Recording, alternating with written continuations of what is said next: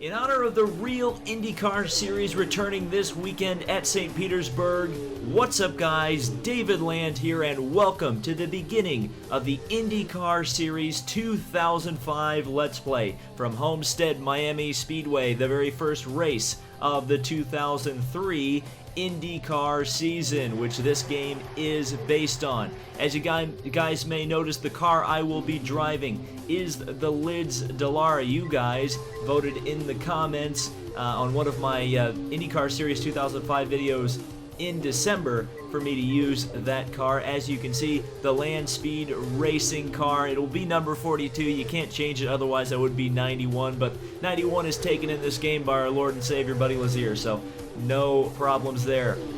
So, without any further ado, let's get this series started. Homestead Miami Speedway. It should be very exciting.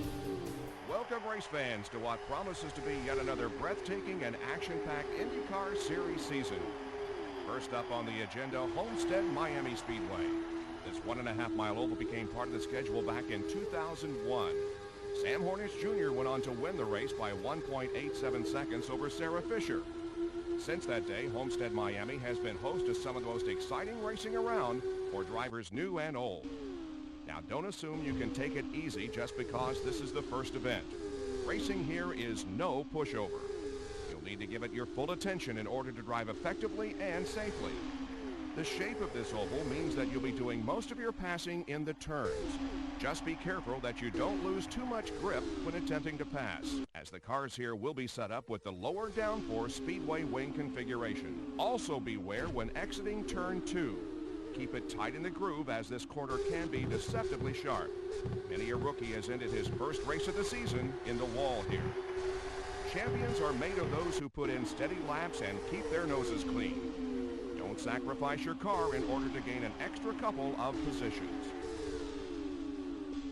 So let's get right into it. Qualifying for the Toyota Indy 300. We're fourth to go out. The pole sitter right now is Helio Castroneves at 206.7 miles per hour. Let's see if we can beat it. Let's head out for our very first qualifying attempt in IndyCar Series 2005. Okay, so I lowered the fuel load, added a little bit of front wing. Let's see if we can really crank off an amazing lap here to really get this season started. New team in IndyCar. Land Speed Racing.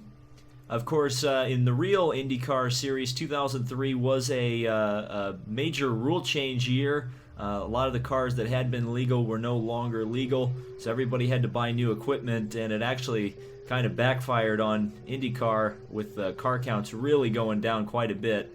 They really struggled for 33 entries at the Indy 500, and this was, you know, in fairly prosperous economic times, 2003.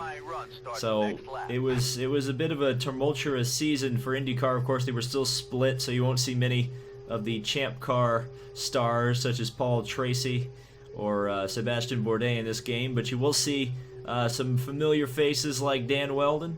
You'll see Sam Hornish. You'll see Jill DeFerrin. All sorts of great names of the past. And some of the present, as you'll see later on. So 204 miles an hour on the warm-up. This is our first lap. And the deceptive thing about this Homestead Miami Speedway, it is the flat version of Homestead. In some ways, I would say the better version of Homestead, because you actually kind of have to drive it, unlike with the massive amounts of banking that are at Homestead now.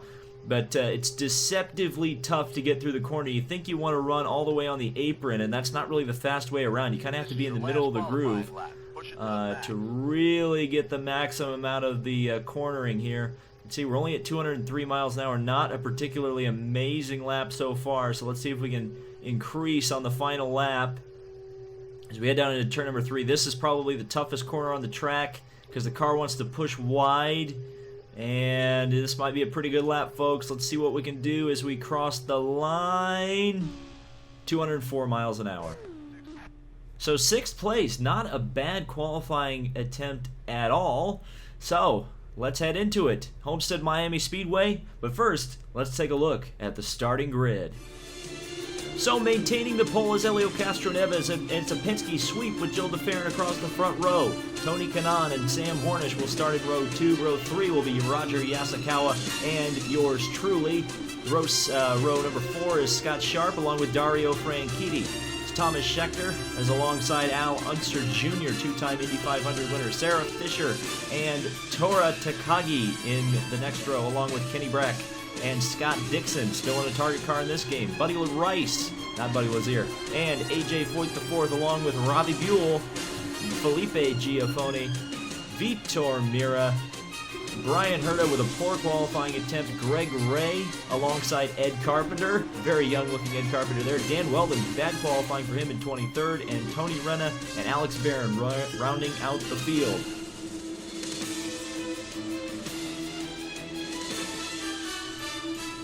Okay, so we are ready to go here at Homestead Miami Speedway, the first race of the IndyCar Series 2005. Let's play. We're starting 6th. It's going to be a little bit difficult, I think, to perform well here. Cones are where you can hit the accelerator. Green is out. I'm trying to be very careful not to spin the tires up too much. You can't overtake on the initial start, but on the restarts, as soon as the green comes out, you can make passes. So we are racing in the cart. Good God, really?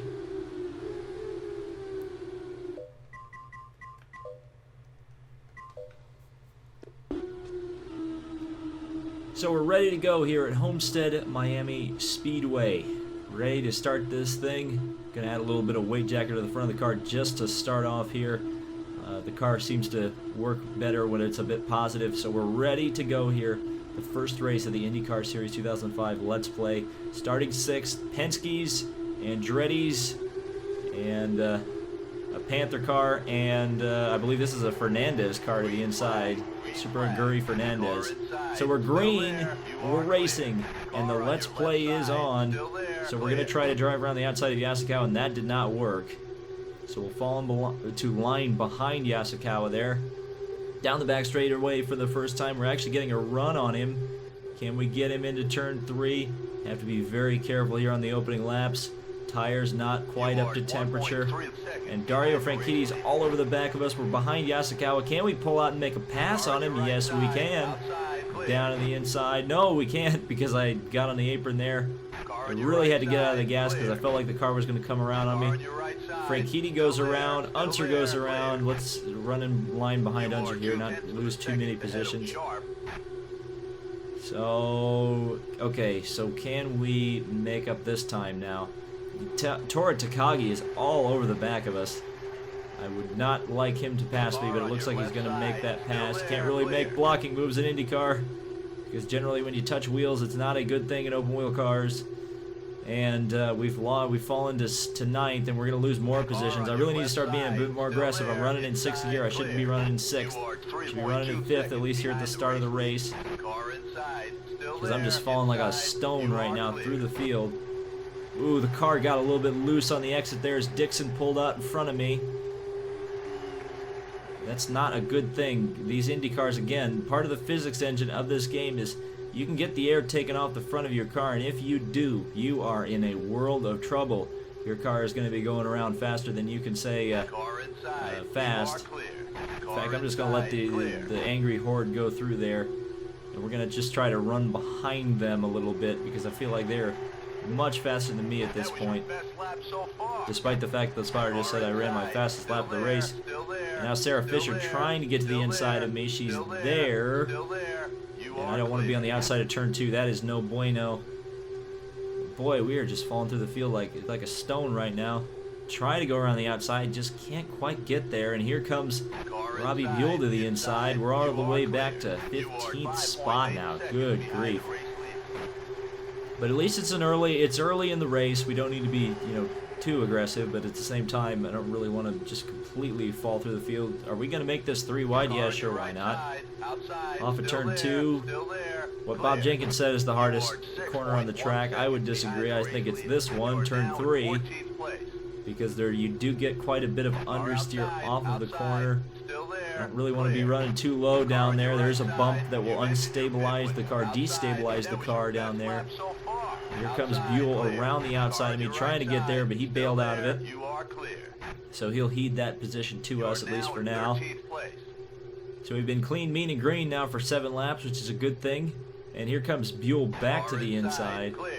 I'll let him have that for now, because we can come back on the exit of the corner and drive around Robbie Buell.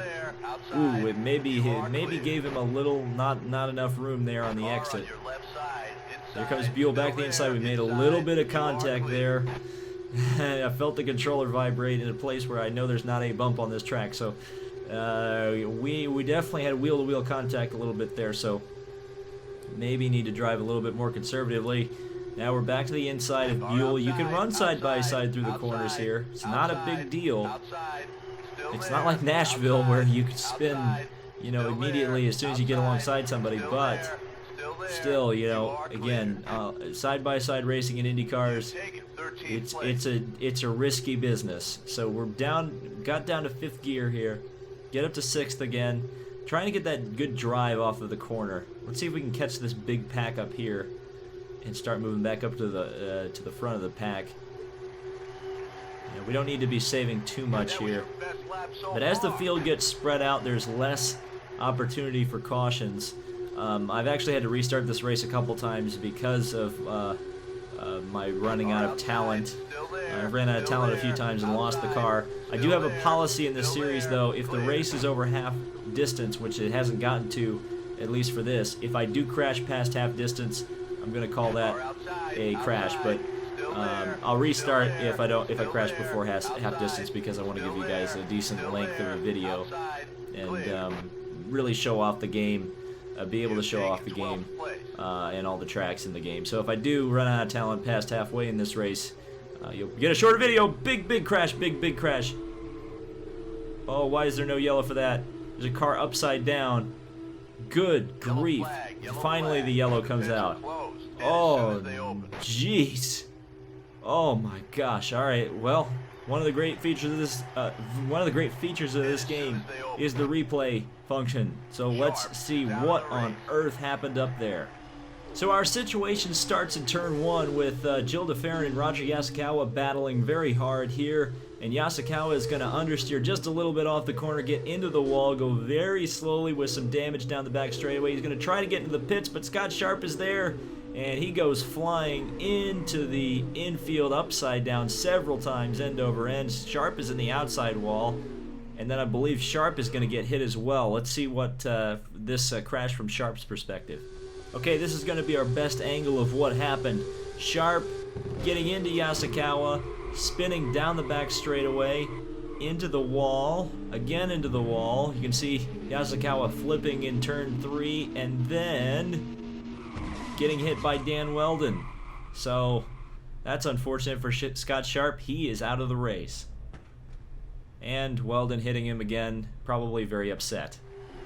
Okay, so the pits are open. The spotter or the crew chief or whatever he is calling us into the pits this time by. We're going to have to make a stop as we're coming to the restart. You may notice that I'm actually controlling the car under the yellows. If this is your first IndyCar Series 2005 video, this is something you can do in this game, which is very nice. A lot of racing games, NASCAR Heat Evolution, could learn from that. I know it's not everybody's cup of tea to do it, to control the car under the yellows, but I quite like to do it. Now, watch this. I'm going to stay out here, and the reason I'm doing it is because we can come back, take the green flag, but more importantly, we're not going to get held up by these folks entering the pits, which is a problem in this game, and maybe a bit cheaty, but I'd call it good strategy. So what we're going to do is we're going to go around as fast as I can here, and we're going to get into the pits. So we're coming around down the back straightaway.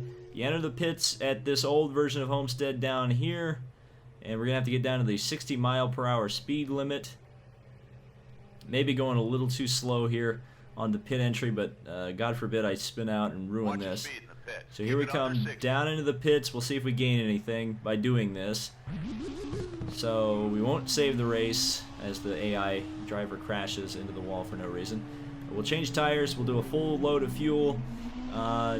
We won't mess with the front wing. I think the balance is pretty good right now. So here we go, waiting for this car to get into the pits. And of course, you guys are going to get to experience the wonderful nature of the of the pit crew in this game. It's always very slow. There's the Lids Dallara, looking very low resolution.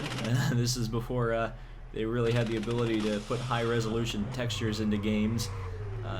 But it's weird that the cars are not very high res. But anyway, we're still leading this thing, but Castroneves just now gets around us. As we exit the pits, the AI driver almost loses it on cold tires. We don't have control of the car just yet. But yeah, the tires are absolutely going to be stone cold here on the restart. No, not the Steve Austin kind either. So we're coming back to the green. Are we? All right. Well, I forgot the button to shift, which is always a great idea. I actually gained 2 positions. I went into the pits in terms of track position in 16th. I was leading the race, but you know, it wasn't really where my actual positioning on the track. So we come out 15th. So we gained a position by doing that. So it's not a big gain, but not a loss by any stretch of the imagination. The car really understeering on the cold tires. Oh boy howdy, I almost got into the wall. We're gonna add a lot of weight jacker to it. Okay, that was not very good. Okay, now we're gonna have to get back to it. There is a potential for the AI to really screw up here. They always seem to crash. I actually got to the point in the last race where the AI we got through a fuel stop without me running out of talent, and the AI managed to crash on the next restart, or on this stint of the race. But we got a long way to go here. We've got 35 to go, or 30 laps to go, excuse me, 30 laps. Right now I'm just going to try to drive around fairly conservatively, at least at this point. I may drop it down into 5th gear here in a second and try to make things up, but I really want to get some heat in the tires, run some consistent laps, let the field spread out a little bit. You'll notice I am letting guys by. I know a lot of people get mad at me for not fighting for positions constantly, but I feel like I really need to do this just to keep the car under me for the next few laps, and then we'll go for it here in a second. A big load of fuel on board the car though, 40 freaking laps. So we got a lot of fuel on board. In fact, I'm gonna kick the mixture up here, and we'll start running a bit faster lap times hopefully. So mix 7 is full rich. If I wanted to save fuel, I would go down to mixture 1. You can see that on the bottom of the wheel just below the weight jacker setting, which I've got fully positive right now, meaning the weight adjustment, I'm sounding like Scott Goodyear, I shouldn't do that, but meaning the weight adjustment is fully on the front, so there's more weight on the front of the car than there is on the rear, which helps give you some steering help into the corners.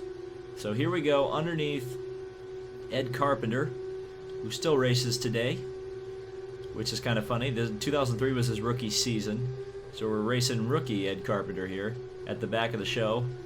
He's in the PDM car, which is the poor dumb mechanics car, or Paul Diatlovich Motorsports. Whoa. Oh, good God! Wow. I should not have made fun of PDM racing. That was a fatal mistake. Okay, so the car is still very loose. We got lapped. That was so close. I cannot believe I saved that. So I'm gonna have to be really careful here. I don't know why that did that. Just kind of looped it off of turn 4 there. Car is still very loose, so I think we're a little too positive on the front there.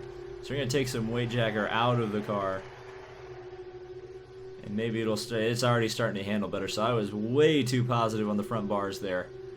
So let's see if we can, adding a little weight to the rear can help us out, but we are a lap down now, so this is not going quite to plan. I really need to unlap myself. There's no lucky dog or anything. Would a yellow come out, I'd be trapped a lap down.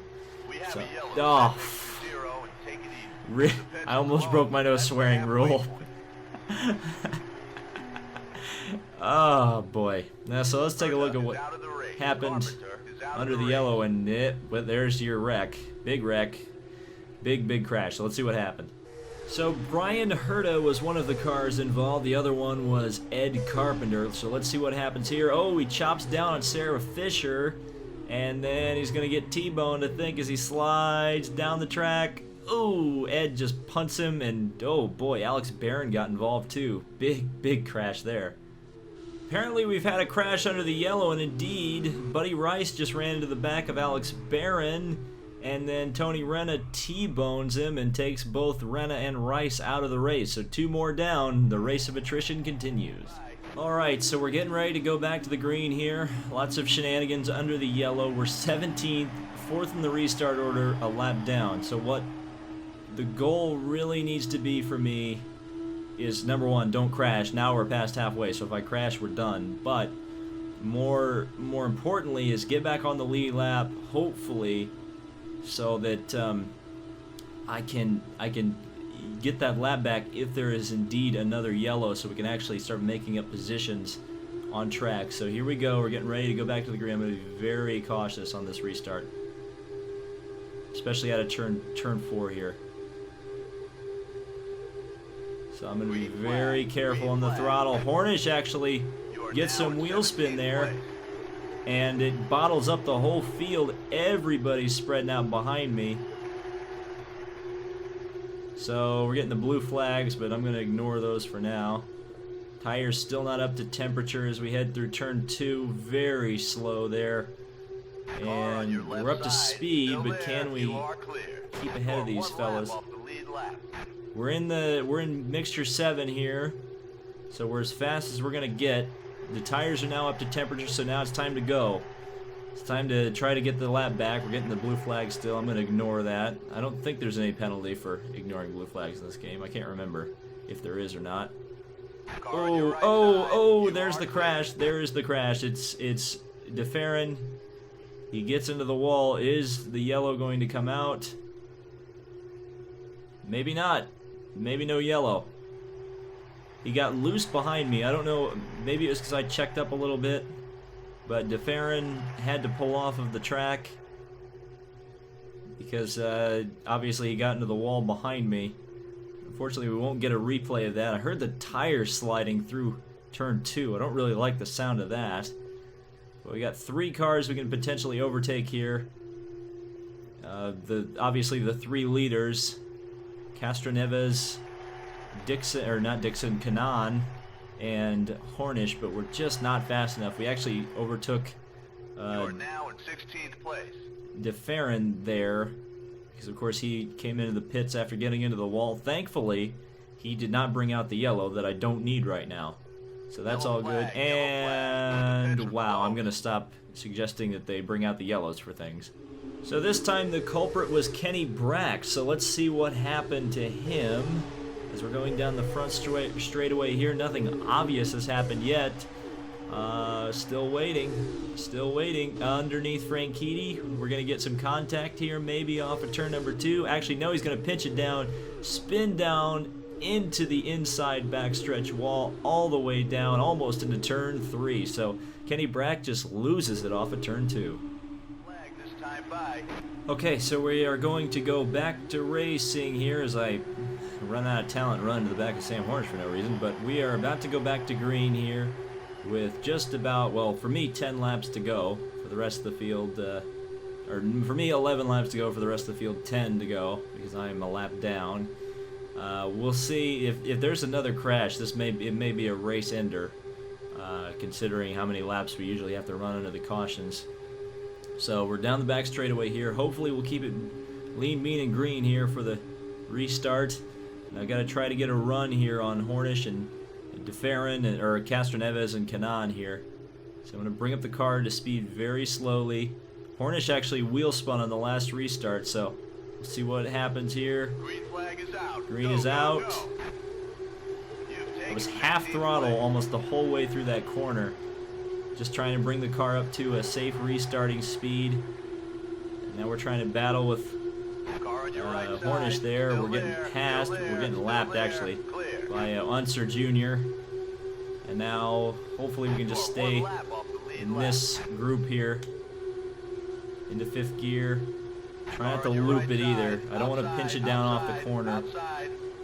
I took more weight out of the front of the car under the yellow because I kind of felt the front of the car, or the rear of the car, giving up, so I feel like we need a little more weight back there. So I'm just going to drive conservatively now. If there's another wreck, that's going to be my biggest opportunity to make up positions, because I just don't quite have that your left side. Still pace there, clear. to actually unlap myself. There is a spin in the back. There is a spin in the back. I saw a car go around. It was one of it was either Sarah Fisher or Robbie Buell, and I believe it's Robbie Buell because he's the car that the ticker just said I was directly behind. So Robbie Buell went around, one of the Purex cars. There we go. I finally got the identification on that car. Dryer and Reinbold Racing, another team that's still around actually today, just not a full-time team anymore. So I guess Buell will be in the pits. We had a bit of a stack up there. In fact, Buell and Fisher are both the next cars I need to pass. Buell was without a rear wing. I'm surprised we didn't have a yellow for that. I guess we're not calling debris cautions. A bit of a NASCAR heat thing going on there where no cautions for what should have an obvious caution, but whatever. So it looks like we may actually finish this race. He says before thinking, because if I say that, that almost guarantees that it's not going to happen. But 13th place. All right. Lucky 13th. This is about where we fell back to on the start of the race. We're actually really pretty much on pace with where we probably should be, as we're coming up to 5 laps to go here. It says 6, but again, we're laps down. In fact, Weldon, the car directly ahead of us, is behind us in terms of laps. So a lot of people a lap down in this race. It's kind of been a wild one in terms of everybody getting involved in crashes and spinning and flipping down the track. The growing pains of the season, of the first race of the season, are evident. So we're 23 seconds behind the next place car. We're actually going to try to make a pass here on Dan Weldon. I'm going to try not to, though. I feel like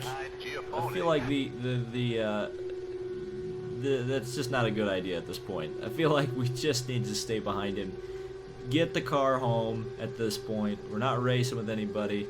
Obviously, if there's another wreck, that's going to help us, but outside of that, not really anything. We haven't even turned a 200-mile-an-hour lap this whole race. And I was running and testing laps at 203 miles an hour. Ooh, got to be very careful there. When a car slows down in front of you in the middle of a corner in an IndyCar, you just have to back out of it, because either you're going to run him over or you're going to get the air taken off the front of your car and you're going to go for a wild ride. I feel like the car directly behind me, yes, it's Jill DeFerrin. Actually, we're going to have to race here because Jill DeFerrin is flying. And he is directly behind me, so we're getting on it. We're going to get around Weldon and put him between us and DeFerrin, just as a little bit of insurance.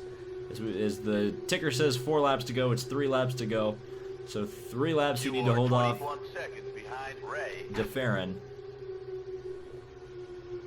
And he's trying to go around the outside of Dan Weldon there. Is he going to be able to do it? I don't know. I don't care right now. I'm going to get around Takagi as well. Try to anyway. 2 to go. So we'll drive around Takagi. I feel pretty confident in the car now that it will not slip out from under me, even though I needed to lift off a few times through turn number 2. And actually, Yasukawa is actually still in this race, ironically enough. He was flipping down the back straightaway earlier. But here we go, white flag. DeFerrin is actually closing in just a little bit as we're coming up to the white flag last lap. There is Jill DeFerrin. You can see him in the background. Fastest lap of the race I just turned, at least for me, 198 miles an hour. Car is just slipping through the corner just a little bit. I got some understeer. Uh-oh, here comes DeFerrin. Is he going to get there? Is he going to close in? We're coming to the final corner here. Can I make it through here? No problem. I'm hoping for it. Yes. Draft off Unser and finish. We made it through the first race, everybody. We made it through at Homestead. So here are the results. Helio Castroneves takes the win from, I believe, the pole position. Hornish was second, actually getting around Tony Kanaan. Scott Dixon was fourth. Alonso Jr. was fifth. Tora Takagi was sixth. Thomas Schechter 7th, Franchitti 8th, Foyt 9th, Vitor 10th, Greg Ray 11th, Giafoni 12th, me 13th, DeFerrin I just finished ahead of in 14th, Yasukawa, Fisher, Weldon, Barron, and Buell were the cars that ended up finishing the rest of the race. You may be asking, where's our Lord and Savior, Buddy Lazier? Well, in the real life 2003 IndyCar Series, he did not make the Homestead race because his car was not ready. So we'll see him at Phoenix, but there is the rest of the field. And it also put us 13th in points with 17 points, but we're significantly behind Helio Castroneves heading into Phoenix. So thank you guys so much for watching. This has been David Land on YouTube. I hope you've enjoyed IndyCar Series 2005, and if you did, hit the like button. It helps me out a ton, and leave a comment down below. That helps too, and I also love to read your comments, so that's a bonus. So thank you guys so much for watching, and we'll see you in the next video.